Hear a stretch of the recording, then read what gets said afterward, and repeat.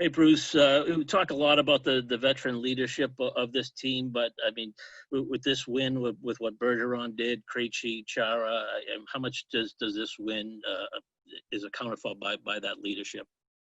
Yeah, I mean, they know what's at stake. I mean, I think they've been around long enough to know that when you get a chance to close out a team, you have to take advantage of it. Not that by any means, Steve, this was our best game. I thought Carolina had some tough luck around the net. They came ready to play. They were better than us early on. But we found our game. Our special teams came through for us, which, has been a strength of ours all year. And tonight we needed it, and it showed. And Yarrow, he was terrific, tracking pucks, making the saves when we needed them, and really looked comfortable in the net tonight. So another veteran guy that, didn't get rattled and helped us kind of get through the tough times. So credit to those guys for sure. Yes, you're 100% right. Kevin Dupont, Boston Globe. Bruce, what did you like best about your team over these 5 games? And we don't know your opponent here in the next round, but how would they project? How do you think that would project here against Tampa or Philly? Well, I mean, I liked our special teams, Kevin. Our power play eventually found its way. We haven't practiced it a lot. But the guys have played together. We made some tweaks on it, obviously putting Krejci even with Boston line on the first one, moving Marsh in front. So kind of really loading up the first group. Penalty kill was excellent. Tonight I thought we were a little too lax at our blue line, allowing them to gain entry, but in zone we're better with the clears. Shooting lanes were good. We blocked shots when we needed to. So that I love that part tonight and pretty much for the whole series. I think we had the advantage in that area, and especially right now, we're not getting the 5-on-5 scoring we need on a regular basis. So you got to find ways to win, and I guess that's probably the best way to put it. We found ways to win, probably different ways each game, different people in the lineup, different goaltenders playing. So that was the best part of this first round, and I think our lineup now will get a little more solidified as we go. Hopefully Pasta is no worse for the wear tomorrow. Yarrow's got the net. You make a few tweaks here and there on maybe the third line, so to speak, and we put Cliffy in. But in general, it looks like we're better prepared now in terms of chemistry and stability in our lineup going forward. Fluto Shinzawa, The Athletic. Bruce, with David Pastrnak in on the power play, you could have gone back to your old group. Why did you feel it was important to keep Krejci on that first group? Well, he's playing really well, really motivated. He's making good plays. And I think, having discussions with him and Marsh about, Krejci likes that elbow where Past is, so you got to put him on the other one. It's a different look for him. And then Marsh moves off his elbow into the net front where you're going to take a little more of a pounding. So they had to be willing to do that. I mean, we had a pretty good power play as it is the other way. So, but this is a way to get Krejci more involved. And then with Pasta not having a lot of reps too, Fluto,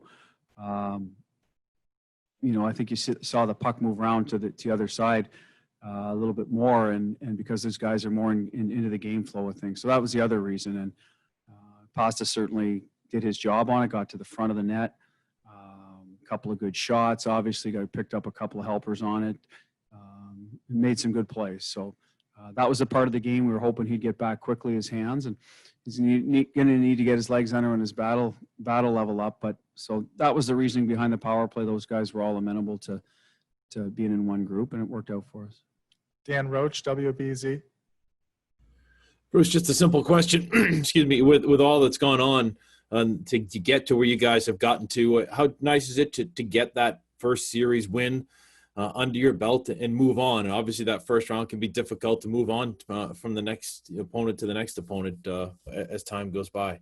Well, it has been, Dan. For us last year, it took us 7 games. If people might forget, we went all the way to Game 7 of the final. We were down 3-2 coming into this particular building.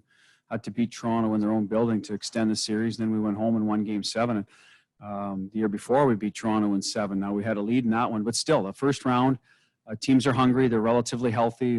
Carolina came in here feeling really good about their game after they swept the Rangers. So, you got to be careful and make sure you're close to your game, but keep building it as you go along. But and we found it. We found, like I said, found ways to win. So I'm proud of the guys. We went through a little bit of adversity. Every team's going through it here. We did it with some of our personnel, but you sort of keep the trains running on time, so to speak, and do your job. And our guys have really grasped, sort of that culture we've created here, and full value, I think, for the series win.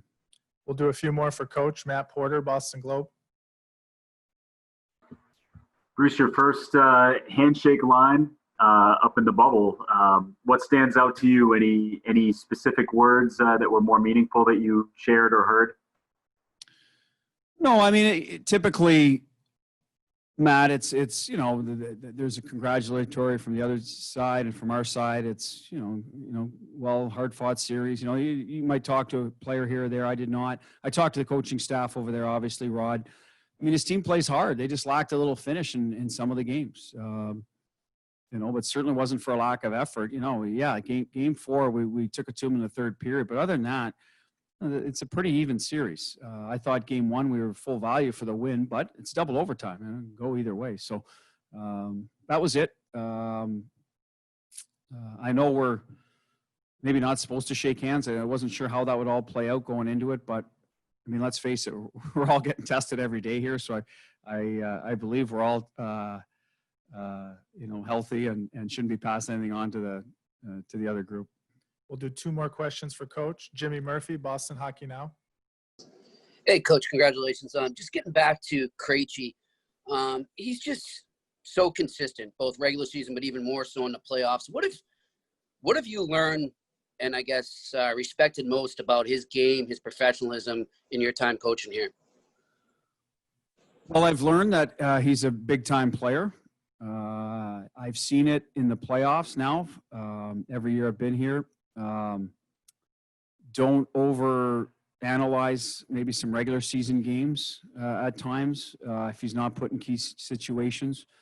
I know that we've used Jimmy last minute a lot since I've been here with Krejci, with Berge and Marsh, and he on the right wing, and he always rises up in those occasions. Game 3 is a great example of that. The play he made on the wall to flip it to Marsh, the composure play. There's still 35 seconds left in the game, and he gets a puck out under duress and playing the wing. So I've learned that about him. He's a real competitor.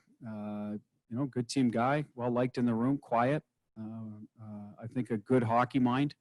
Can always talk to him about the game and get good responses and good dialogue. And guy that loves the game. He just doesn't show it maybe like some other people would, because he is kind of more of a composed guy that way, but certainly one of the more fiercer competitors in terms of inner drive that I've been around here.